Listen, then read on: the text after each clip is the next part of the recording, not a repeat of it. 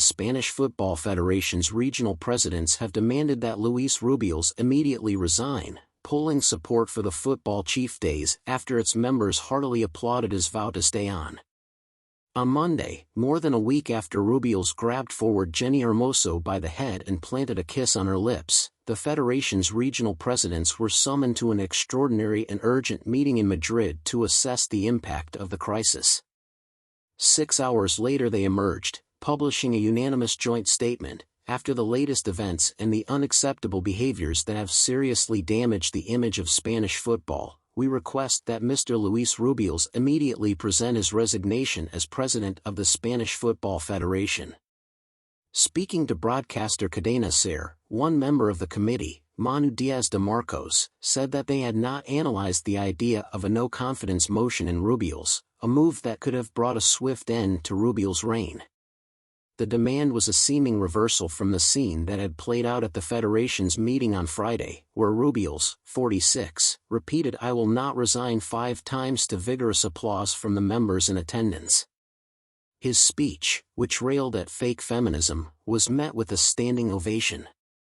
Monday's statement, which made no mention of Jenni Hermoso by name, noted that it was time for a new phase for the Federation, which in the wake of Rubiales' provisionary suspension will be led by his right-hand man, Pedro Rocha, and called for the deep and imminent restructuring of the institutional body.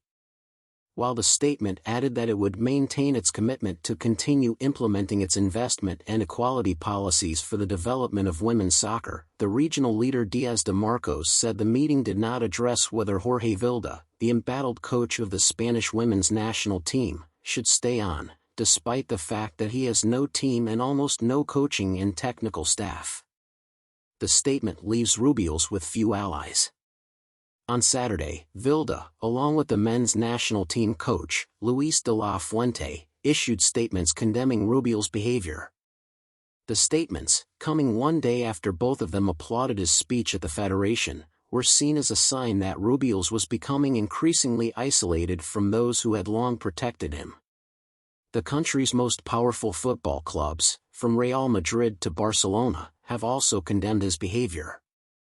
On Monday, prosecutors at Spain's top criminal court said they had launched a preliminary investigation into whether Rubiales' unsolicited kiss of Hermoso could constitute sexual assault. In the afternoon, hundreds of people packed into a central plaza in Madrid, and called on Rubiales to resign. "It's not a peck, it's an aggression," some chanted, as others waved signs reading "Se acabó," or "It's over." Among those who attended the rally was Yolanda Díaz, the Labour minister and second deputy prime minister in the country's caretaker government.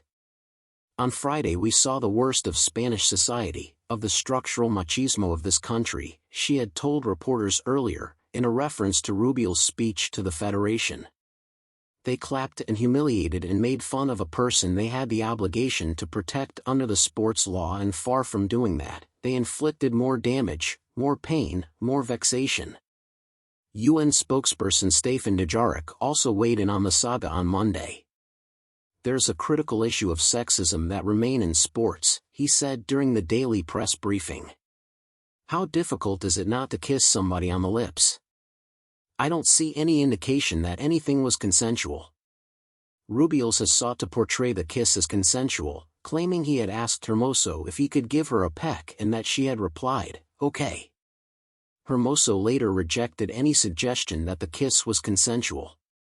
She described Rubiales' words as categorically false and said the conversation did not happen. She said the situation had left her feeling vulnerable and a victim of aggression. In her statement she described the kiss as an impulsive act, sexist, out of place and without any type of consent from my part. "In short, I wasn't respected.